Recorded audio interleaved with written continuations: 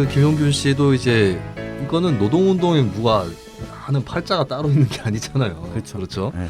예, 오히려 이제 물론 뭐 전영길 편집장처럼 학교 다닐 때, 대학교 다닐 때 연대 활동을 했던 분도 있는 것이고, 네. 어떤 분은 노동운동 하셨던 분이 이렇게 슬슬 바뀌시더니 이제 노동운동을 탄압하는 사람으로 나타나는 경우도 있고, 근데 저는 무수히 많은 분들을 봤어요. 젊었을 때 전혀 그런 데 관심 없다가 네. 예, 나이 드셔가지고 투쟁을 하시는데 오히려 잘 안 깨지더라고요. 그런 투쟁들이. 나이 드신 노동자들 투쟁 제법 봤었는데 오히려 후천적인 게 더 무섭고. 근데 보면은 또 그분들이 노동운동에 옛날엔 관심이 없었더라도 기질이 있었더라고. 기질은. 예, 그 정의로운. 예, 정의로움이라든가 네. 이런 것들을 계기를 안 만났을 뿐이지, 예, 좀 그런 기질들이 보이는 분들이 오히려 늦게 시작하시더라도 굉장히 오래 가시더라고요. 그 김미숙 이사장님은 뭐 예전에는 노동운동이나 이쪽에는 뭐 노조활동 이거는 김용균 재단 이전에는 경력이 아예 없으셨던 건가요? 아들과 같이 저도 제가 모르니까 애한테도 얘기도 못했고 네. 그래서 아예 관심도 없었고 어떤 큰 회사 같은데 노조가 있잖아요. 네네. 그런 데는 저 사람들을 맨날 싸우기만 하고 네. 뭘 요구를 하고는 있지만 구체적으로 어떤 것이 있는지 저는 모르고 있었기 때문에 저런 게 있구나 그냥 지나쳐 왔죠. 네. 그러면 혹시 구미에서 이 노동조합 활동하시는 분들 중에 뭐 기억나는 노동조합 뭐 보신 게 있으신가요? 예전에. 제가 구미에 살았으니까 네.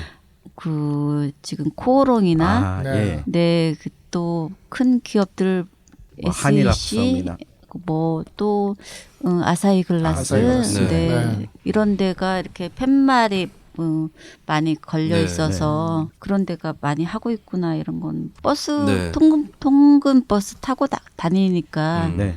네, 그런 거 봤죠. 일하셨던 데는 몇 공단이셨어요, 구미에서? 일공단이요. 아, 일공단이요. 옛날에 이제 구미에 악명 높은, 이게 악명이라는 건 여러 가지 의미가 있을 수 있는데 네. 뭐 오리온 전기라든지 네. 구미시에는 사실 오리온 전기에 대해서 이게 노동자들 입장에서는 억울한데 노동자들이 투쟁하다가 사업장 몇 개가 망했다. 이게 구미에서 떠돌던 얘기였어요. 네. 호롱 또 그 막판에 들어가 있는 거였고, 그래서 굉장히 구미가 노조가 센 지역이었는데 이미지 또 나빠지면서 한 2000년대쯤에 굉장히 노동운동이 힘들어졌던 네, 그런 적도 있었습니다. 보통 이제 대기업 노조하고 또 일반적인 비정규직 중소기업 혹은 자영업자 이분들 사이에 아직까지 거리가 있기 때문에 그렇죠. 그리고 투쟁을 하더라도 예를 들어서 해고 반대 투쟁인데 소문 날 때는 임금 인상 투쟁으로 그러니까요. 소문이 난다거나 이런 부분이 있으면 저도 이제 투쟁 사업장 앞에 버스 타고 지나가다 보면 젊은 비정규직 중소기업 노동자로 보이는 분들이 저긴 또 월급 올려달래 이렇게 잘 모르시고 하는 얘기죠. 그러니까 그분들이 나쁘게 일부러 지어낸 얘기는 아니겠지만 항상 나쁘게 네. 언론에 보도되니까 그렇게 안 좋게 보도가 되니까 언론 보도도 있는데 좀 박탈감들도 있는 것 같아요. 우리는 사회적인. 노조도 네, 없는데라고 하는. 예, 오히려 이제 김민숙 이사장님은 좀 그래도 노조라도 있는 투쟁이라도 해볼 수 있는 사업장이 아니라 이제 조금 더 중소규모의 사업장이셨기 때문에. 근데 사실 이런 분들이 더 많죠. 훨씬 그렇죠. 많죠. 네. 그래서 저는 대기업 노조도 할 일이 많겠지만 계속해서 부단히 연대 활동하는 것밖에는 답이 없는 것 같아요. 저는 저희 회사 제가 8년 차로 일을 했었는데 네. 거기서 이제 비정규직으로 있다 보니까 갑자기 일이 많이 떨어질 때가 있어요. 네. 없어질 때가 있는데 그럴 때 해고를 많이 하잖아요. 네네. 근데 폰으로 그냥 해고를 해버려요.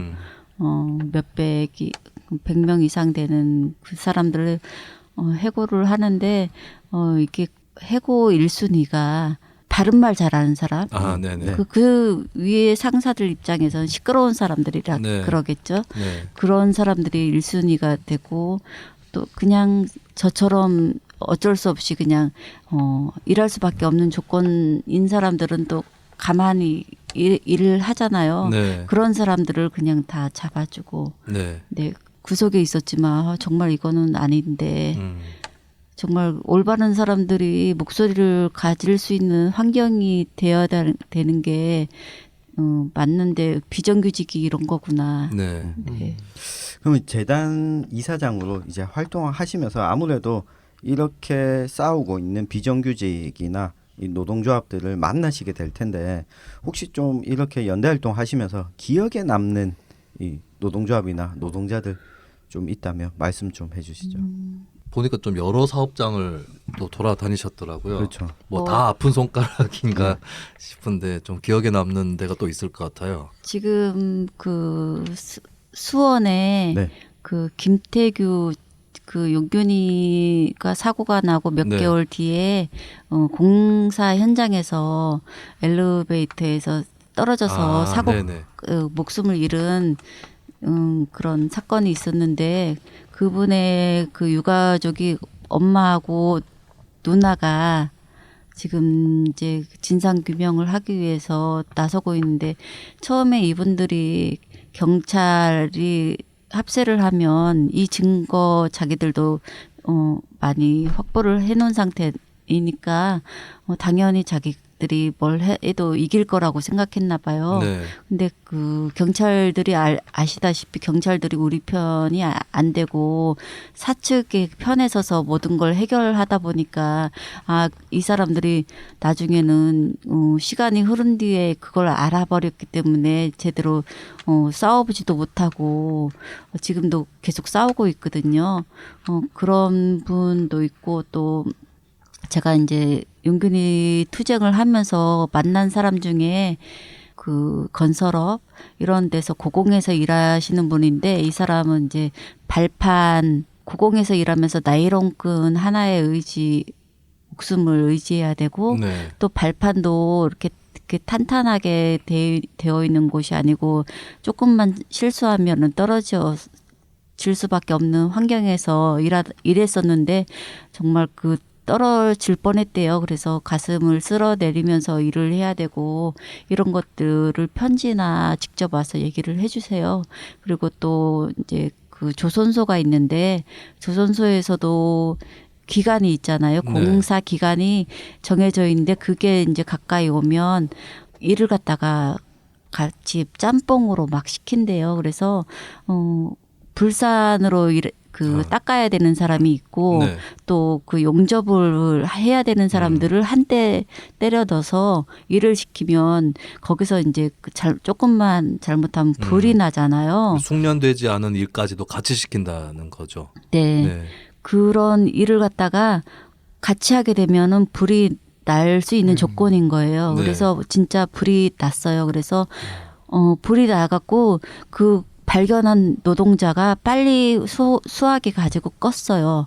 1층에 있던 사람이 2층으로 올라가서 내려와서 이제 껐는데 어떻게 하다 보니까 껐는데 이미 이제 이 사람은 얼굴이 거의 반이 뭐 시커멓게 네. 되어 있는 상태죠. 네. 그렇게 이제 껐는데 그 관리하는 사람들이 와갖고 왜 불나게 했냐.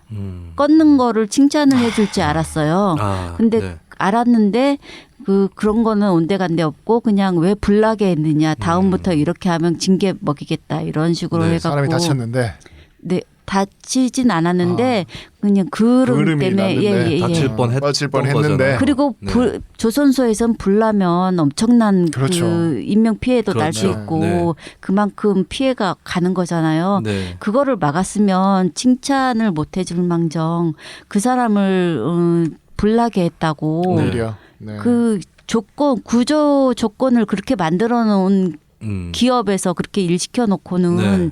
사람을 잘못했다고 그렇게 매도를 해버리고 사람한테 둘러서 있는데 망신을 시켜버린 거죠. 네. 걱정을 해줘도 시원찮을 판에 네. 예. 인간 경시의 풍조를 그대로 보여주는 일화였습니다. 구미에도 아사히 글라스 투쟁 때문에 연대 방문하신 적이 있죠. 네. 네. 어떤 좀 생각이 드셨어요? 거기 분들 저는 이제 구미에서 직장 다니면서 아사히 하면 되게 외국 기업이고 네. 되게 큰 회사고 네. 저기 들어가면 꿈의 직장이다 이런 생각을 가지고 있었어요. 구미에서 살 때는. 근데 지금 이 현실을 보면서 여기서 지금 투쟁하고 계시는 분께서 정말 그 해고를 당한 거잖아요. 네. 해고를 당해서 하고 복직을 하려고 지금 투쟁을 하고 계시는데 투쟁 탄압도 당연히 불법 파견이고 네. 법적으로 벌써 몇 번이나 불법 파견됐으니까 고용해라 그렇게 됐는데 안 되고 있는 거였잖아요. 네, 네. 그러면서도 이 사람들 되게 힘을 잃었을 것 같은데 되게 열심히 잘 싸우고 계세요. 아직까지도. 그런 거 보면은 너무 훌륭하시다고 저는 생각하고 있고 이런 것들 저희가 당연히 같이 힘을 실어줘야 되고 많은 사람들이 또 함께 해야지 이 사람들도 목소리가 커지면서 네. 해결이 될 거라고 저는 이 생각합니다. 구미 아사히 글라스 같은 경우에는 여기가 불법 파견으로 지금 민사 소송에서 근로자 지위 확인 소송에서 1심에서 승소를 했죠. 네. 근데 재판도 계속해서 길어지게 되고 검찰이 고소 사건에 대해서 오랫동안 지고 있었어요. 그렇죠. 이유 중에 한 가지는 아무래도 워낙 구미에서 이러한 인력 불법 파견이 상당히 보편화되어 있다 보니까 여기에서 사례가 하나가 나오게 되면 물꼬가 터져버린 물꼬가 거죠. 터져버린 거죠. 특히 LG나 뭐 삼성 같은 대공장의 하청업체들 네. 여기도 인력 파견 업체들이 사실상 파견 업체인데 용역 형태로 이 위장해서 운영되고 있는 게 많다 보니까 이 노동자들이 공장으로 다시 돌아가느냐 못 가느냐가 구미의 많은 노동자들한테 좀 영향을 끼칠 거라고 봐요. 네. 그리고 아까 그 우리 김수민 MC가 이야기했지만 여기에 지금 노조원으로 활동하고 계시는 분들 가운데 제가 재미난 분이 한 분 만났어요. 본인이 아사히 글라스에 오기 전에는 한 10년 전에는 네. 인력 파견 업체에서 관리자로 일을 했던 거예요. 그런 분들이 있습니다. 네. 그때는 이것이 불법이고 이런 것도 몰랐고 이게 자기 생계를 위한 일이니까 그 일을 했었는데 정작 상황이 바뀌어서 네. 이렇게 와 보니까 이 고리를 끊어내지 않으면 누구든 이런 상황에 처할 수 있다. 그래서 이 제도적으로 이런 부분들을 끊어내는 게 중요하다. 이런 네. 이야기를 하시더라고요. 제가 구미시에 환경미화원 투쟁할 때도 아까 제가 오리온 전기 얘기했잖아요. 네. 그때 사측 관리자 쪽에서 노조 깨던 사람도 있었어요. 이게 사람 일이 어떻게 될지 알 수 없다는 거죠. 그래서 저 좀 짜증나는 게 이제 구미시나 이런 그 관이 얼마나 기업의 저자세냐면 LG나 이런 사업장에서 구미에 투자를 하잖아요. 네. 투자 금액의 5 내지 10%를 인센티브로 시 예산으로 줘요. 그렇죠. 네. 예, 그 제가 그때 뭐라 그랬냐면 하청 쓰고 비정규직 고용하는 기업은 주지 말라고. 이게 고용의 효과가 있으니까 시민들 위해서 투자한다고 친다면 그래야 되지 않겠느냐 했는데 대구도 심해요. 대구도 네. 삼성에서 투자하는 게 있으면 맞습니다. 그 10% 이상을 네. 인센티브로 주더라고요. 뭐 이게 땅 뭐예요? 공짜로 주는 데들도 네. 많고. 네. 이 노동자하고 완전히 기울어진 거죠, 완전히. 근데 이제 뭐 연대 투쟁 얘기도 나왔고 한데 결국에는 이제 같이 연대하는 것도 중요한데 이제 공통의 문제를 해결하기 위한 게 입법 아니겠어요.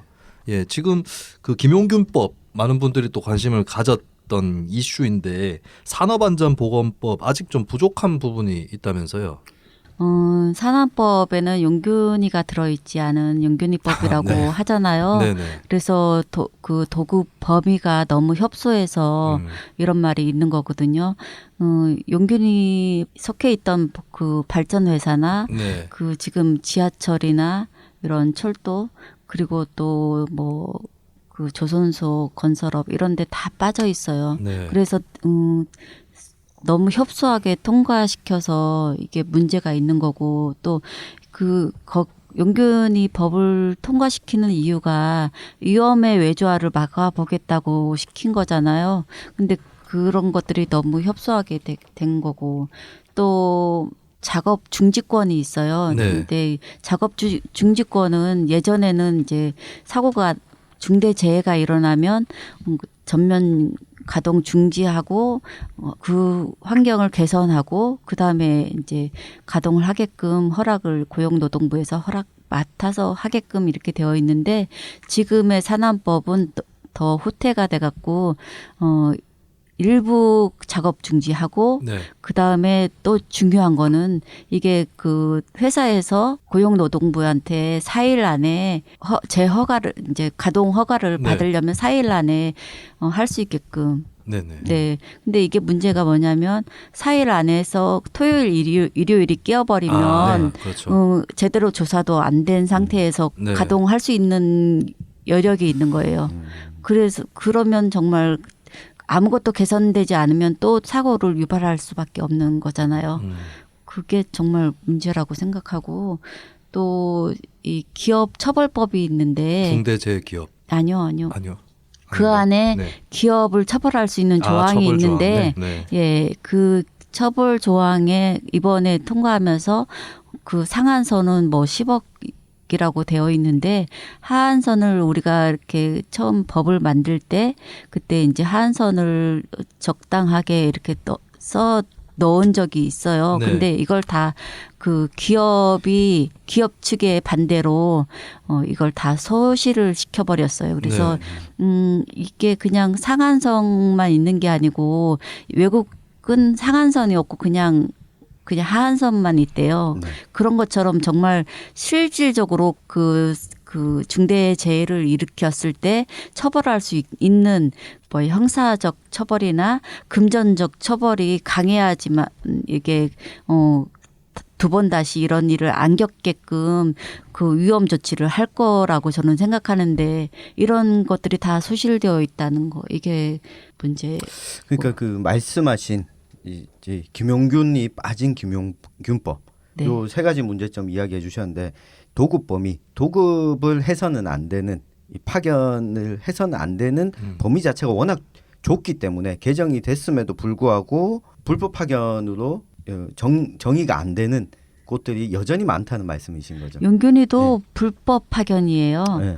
그리고 또 아사히도 불법 네. 파견이고. 네. 근데 불법 파견을 했을 때 나라에서 그 관리자들 네. 아니면 공무원들 네. 그 공무원들이 이런 불법 파견을 했을 때 그 사람들 제대로 자기들을 일을 할 것을 네. 직무유기를 한 거잖아요. 네. 제대로 안 네. 보고 그랬을 때는 그 공무원들도 처벌을 해야 되는데 이런 처벌이 없다 보니까 기업들이 불법 파견을 해도 아무런 그 제재가 안 되는 거예요. 그러니까 계속 이런 불법 파견이 그냥 제재가 없으니까 나도 해도 무슨 벌도 안 받아. 이렇게 하니까 다들 하는 것 같아요. 네. 네.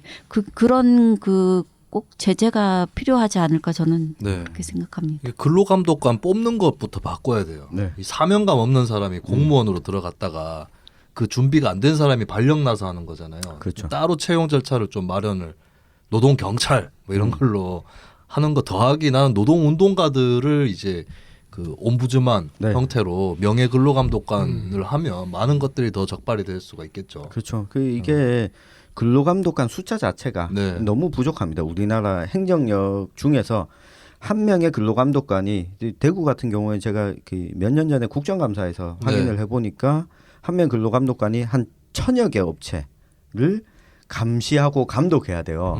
그러니까 사실상 사고가 일어나지 않는 이상 감시하고 감독할 수가 없는 상황인 거예요. 그러면 사고가 일어나야지만 문제가 있는지 들여다보고 그리고 기업에 대한 처벌도 그때 가서야 이뤄질 수 있기 때문에 이 근로감독관 입장에서는 이런 거죠. 아까 우리 이사장님이 말씀하셨지만 이걸 방기한 공무원에 대한 처벌이나 징계나 뭐 이런 부분은 없어요. 한편으로는 내가 그 많은 일을 어떻게 다 하냐 이런 변명이 나올 수 있는 여지를 자꾸 만들어 두는 거죠.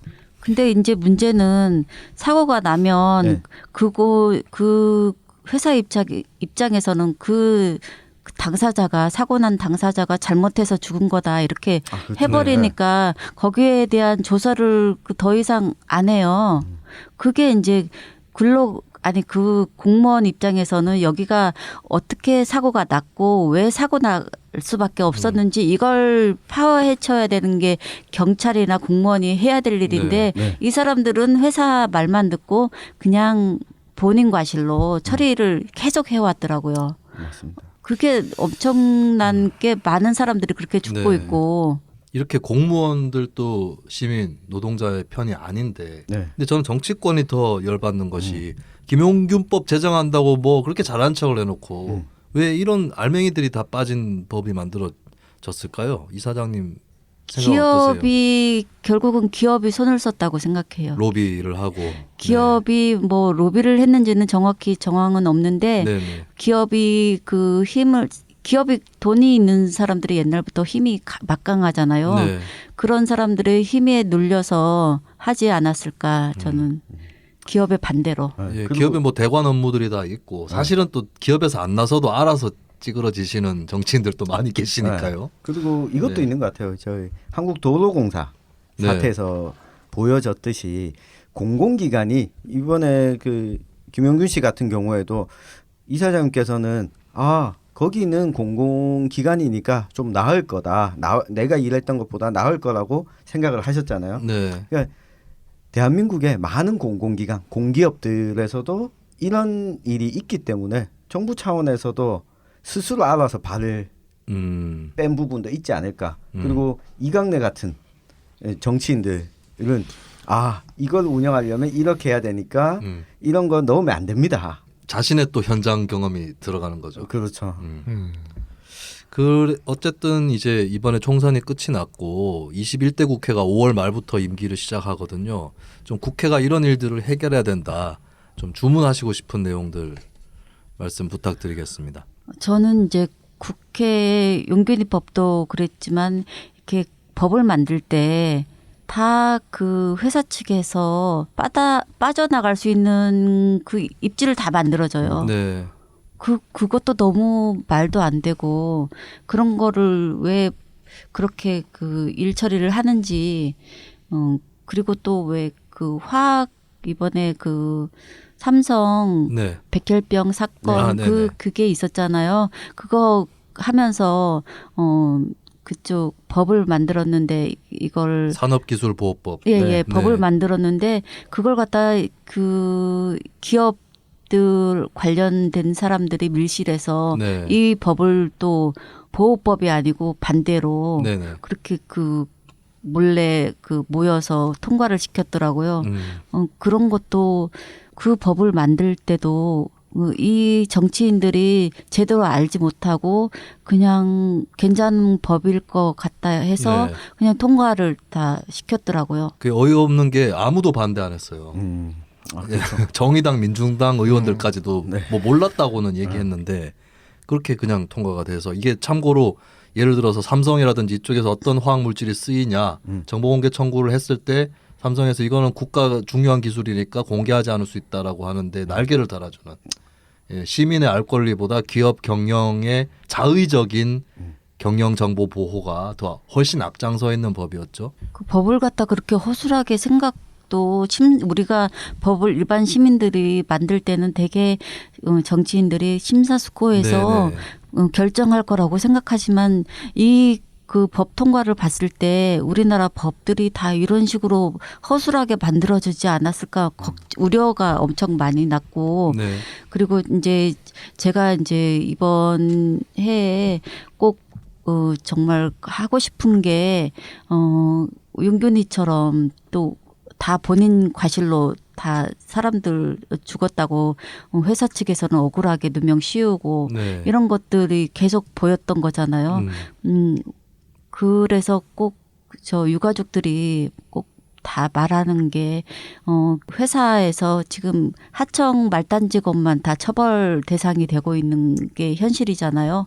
그게 아니고 이제는 정말 사고를 낳는 현장이 원청 기업 거고 그러면은 이제 그 책임 권한만 있는 게 아니고 책임까지 원청 기업이 그 사장이나 기업이나 뭐 이런 사람들이 처벌 대상이 네. 돼야 된다. 책임져야 된다. 네네 책임을 져야 된다. 그렇게 생각하고 있고 그래서 그냥 허술하게 지금은 뭐 한 사람 죽으면 432만 원 벌금만 내면 되는 현실이에요. 그리고 또 죽여도 또 그렇게 가기 때문에 이 사람들 큰 기업에서는 432만 원만 내면은 아무렇지 않게 그냥 사람을 죽여도 된다는 거잖아요.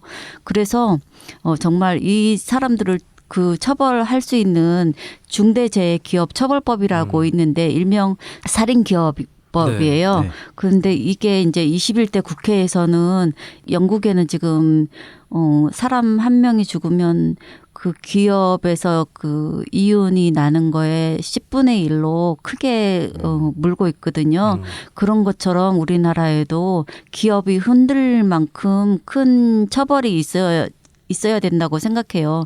산업법도 재개정돼야 되고 지금 악법으로 지금 네. 들어가 있는 이런 것들을 재개정해야 되고 그래서 이렇게 하는 게 기업을 처벌하기 위해서 만든 것보다 그렇게 처벌함으로써 기업들도 우리가 잘못하면 이렇게 큰 게 힘들어지는구나. 그래서 안전을 기업으로부터 스스로가 안전에 책임을 지고 현장을 바꿔야 되겠다 이런 생각을 가지게 할 수 있다고 저는 생각하거든요. 네. 이 중대재해기업 처벌 이거는 수년 됐거든요. 네. 요구한 지. 가습기 살균제, 네. 세월호 참사 등등 많은 사건을 겪었는데 아직도 숙제가 굉장히 많이 쌓여 있다는 것을 또 한번 느끼게 됩니다. 또 이런 요구를 관철시키려면 노동자와 노동운동 스스로가 또 정치에 참여를 해야 될 텐데 혹시 이제 김미숙 이사장님께서는 노동자와 노동운동 이렇게 정치를 어떻게 할 건가 여기에 대한 어떤 좀 평소에 드시는 생각이 있었나요? 이게 굉장히 난제입니다. 수년 동안 노동운동 하신 분들도 정리가 잘 안 되는 부분이긴 한데 20년째. 그렇죠. 의견들도 많이 다르시고 혹시 뭐 좀 느끼신 바가 있었다면 저는 원래 정치에 처음에는 이제 이런 일 이전에는 관심이 없었어요. 네. 근데 이제 정치하고 나랑 거리가 멀다 이런 생각을 하고 또 그리고 내가 지금 현재 받고 있는 거는 내가 어떻게 할 수 있는 게 아니다 이렇게 생각하고 살았기 때문에 네. 그렇게 됐는데 사실을 알고 보니까 내가 지금 처하고 있는 이런 실정들이 다 정치하고 맞물려 있는 거고 내가 바꾸려고 하지 않으면 아무도 내 현실을 알아주지도 않고 바꿔주지 않는다는 거를 네. 알게 되었고 이런 것이 다 정치인들이 우리가 그냥 정치인을 뽑으면 그 사람들이 뽑아준다고 해서 그 사람들이 잘 하는 것이 아니고 그 사람들이 잘 하도록 감시하고 잘못하면 얘기도 하고 올바르게 갈 수 있도록 만들어주는 게 우리 국민들이 할 일이라고 생각해요. 정치라는 게 사람들이 평등하게 같이 잘 살기 위해 해야 되는 거잖아요. 네. 근데 지금의 정치라는 거는 보여주기식으로 많이 하고 있잖아요. 뭐 좋은 사진 하나 더 올리고 이런 것들이 아니고 정말 그 서민들이 없는 사람들이 사회 곳곳에 너무 많이 널려 있어요. 그 사람들 다 돌봐주고 그 엘리베이터 같은 경우에 장애인이나 이런 사람들을 위해서 만들어 놓은 거잖아요. 처음에는. 네. 근데 이거를 이용하는 실질적으로 도움받고 있는 사람들은 나이 든 사람이나 뭐 다리가 안 좋거나 이런 사람들이 받고 있는 거잖아요. 네. 이런 것처럼 없는 사람들 힘들게 사는 사람들 보호를 해주면 그만큼 다른 사람들한테도 혜택이 많이 가는 거예요. 그렇게 좀 정치인들이 다른 뭐 지금 기업에 많이 밀어주고 있고 노동 쪽에는 정말 그거에 비해서 너무 약하게 지금 밀어주고 있는 거잖아요. 네. 그렇게 하지 말고 정말 정치하는 분들은 기업도 물론 살아야 돼요. 그렇지만 생명의 안전은 나라에서 보장을 해줘야 된다고 저는 생각해요. 더 우선으로. 네, 최우선으로 생각하고 보장을 대통령께서 하셨잖아요. 그렇지만 지금 현실은 그렇게 안 되고 있는 거고 이게 21대 국회에서는 좀 이제 세월호 이전이나 달라져야 된다고 저는 네. 생각해요. 이번에 세월호에도 어제인가 세월호의 박근혜 대통령이 진실을 밝히는 네. 거를 막았다고 얘기를 밝혔잖아요. 참사위 발표가 있었죠. 네. 그런 것이 지금 하나하나 이제부터라도 좀 제대로 진실이 밝혀져야만 우리나라가 옳게 간다고 생각해요. 진실하게 일하는 거 서민들을 생각하고 정치인들이 하고 또 기업인들도 당연히 기업이 잘 돼야지 우리도 거기에 혜택을 보는데 우선적으로 기업들한테 하고 싶은 말은 일반 서민들도 생명이 귀중하고 그 사람들도 우리나라의 한 일원이고 보호받아야 할 대상이라고 저는 생각하는데 이게 그냥 나 혼자만이 게 아니고 우리나라 전체에 없는 그 비정규직이나 일용직이나 파견 노동자들이나 뭐 이런 특수고용 노동자들이 엄청 많은데 네. 이 사람들이 다 보호받아야 돼요. 그래야만 기업들도 이 사람들하고 같이 가야 되는 거죠. 같이 살 수 있는 나라를 만들어야 되는 건데 지금의 기업은 승자 독식 사회를 글로 이렇게 몰고 가고 있는 것 같아요. 사람을 사람으로 안 보고 그냥 일회용이나 뭐 이렇게 그냥 쓰다 버려지는 것처럼 이렇게 하고 있는데 이거는 인간의 기본적인 양심도 없는 거고 인간으로 저는 보여지지 않는 행동이라고 저는 생각합니다. 네. 끝으로 우리 네. 패널 분들도 한 말씀 해주시죠. 네. 저는 마지막에 네. 이 정치 이야기를 해주셨는데 우리나라의 정치 수준이 노동에 있어서 아직까지 너무 낮다라고 하는 게 네. 지금 코로나19로 인한 해고 금지, 해고 금지에 대해서도 아직까지 공론의 장에 나와서 국회의원들 상당수의 의석을 가지고 있는 여야당들이 네. 한 번도 논의조차 하고 있지 않는 상황인 거죠. 이걸 보면서 노동자 정치가 참 복잡하지만 딴 걸 다 떠나서 노동 의제를 꾸준히 끊임없이 국회에 올려다 놓고 네. 공론장 위에서 계속 이야기할 수 있을 정도를 만드는 게 21대 국회에 그나마 좀 바라는 게 아닐까 싶고 그 역할을 힘드시겠지만 우리 김미숙 이사장님께서 좀 함께 해주셨으면 좋겠습니다. 국민의 대다수가 노동자잖아요. 네. 근데 그 정치 속엔 노동자가 빠져 있는 게 거의 대부분이에요. 근데 이제 이게 대다수가 겪는 거고 그러면 정치에서도 당연히 이거에 대한 논란이 있어야 되고 그동안 노동자들이 핍박을 많이 당했는데 그래서 한 해에 2,400명 죽고 자살자들도 10,000명 가까이 되고 이런 것들이 다 정치하고 맞물려 있는 거잖아요.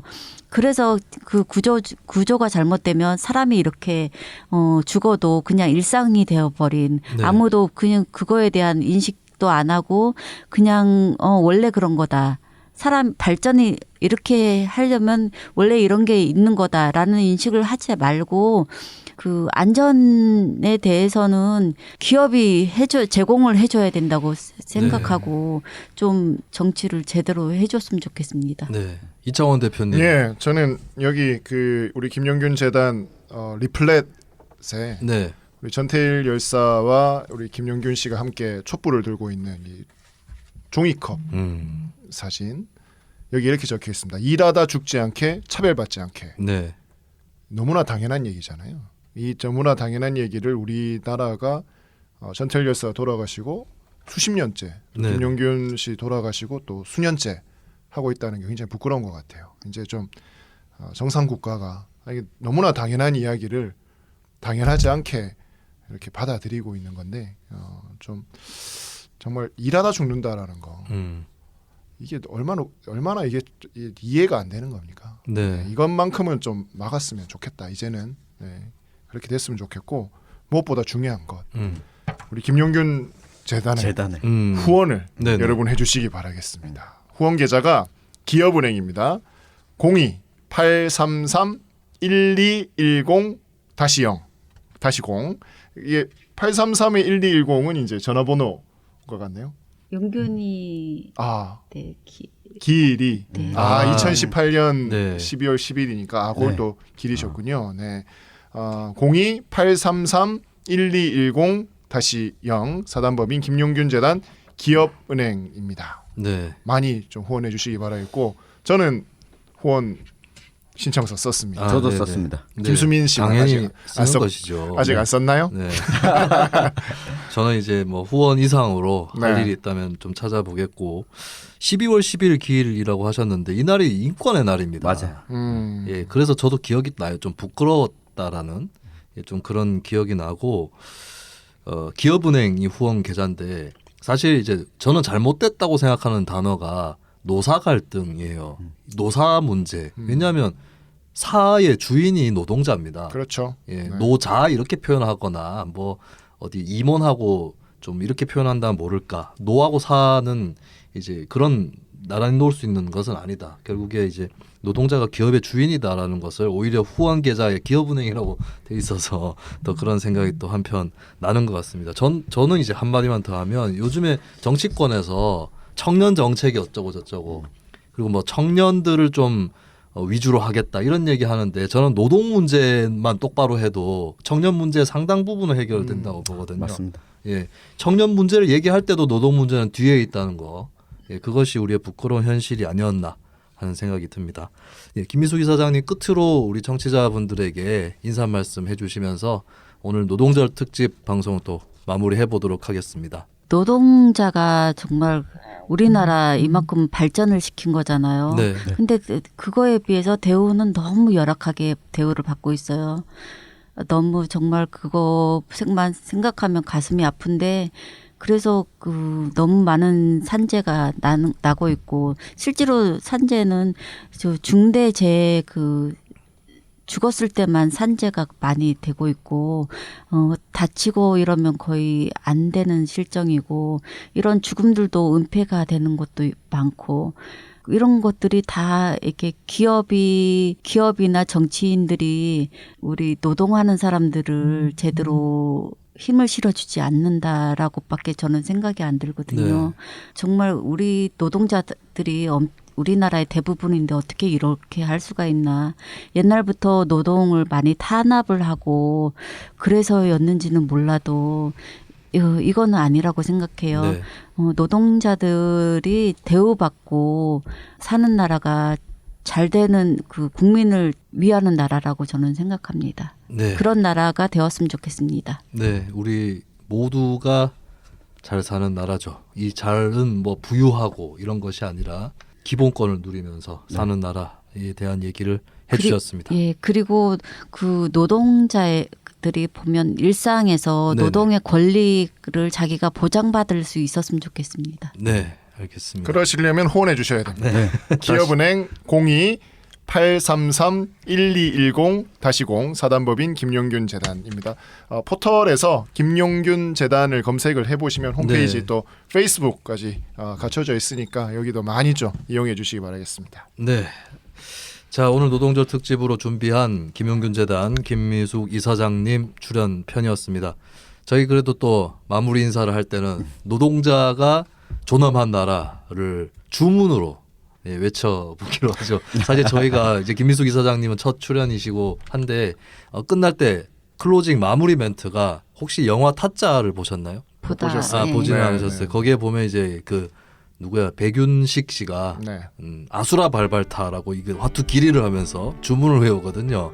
네, 그 주문이 저희 이제 뉴스 밑장이라는 이 팟캐스트 제목 자체가 그 타짜에서 나온 밑장 빼기에서 유래된 것인데 세상을 바꾸는 주문으로 저희가 또 삼아 왔습니다. 이 주문을 함께 외우면서 오늘 방송을 마무리를 하도록 하겠습니다. 제가 하나 둘 셋 하면 아수라 발발타를 같이 외쳐주시면 되겠습니다. 하나 둘 셋 아수라 발발타. 고맙습니다. 고맙습니다. 수고하셨습니다.